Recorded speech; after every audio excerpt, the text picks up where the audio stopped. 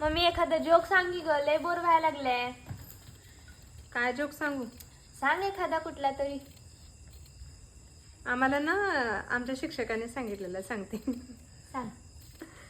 म्हणजे असंच सांगितलेलं सांगते. हा. एक दोघं नवरा बायको असते हम्म.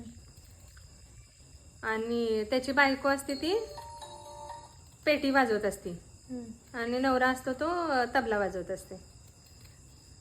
मग त्यांना कार्यक्रमाचं निमंत्रण येते. हम्म. कार्यक्रमाला जाते. हम्म. दिवसभर कार्यक्रम चाललेला असते. हम्म. दिवसभर कार्यक्रम चाललेला असते.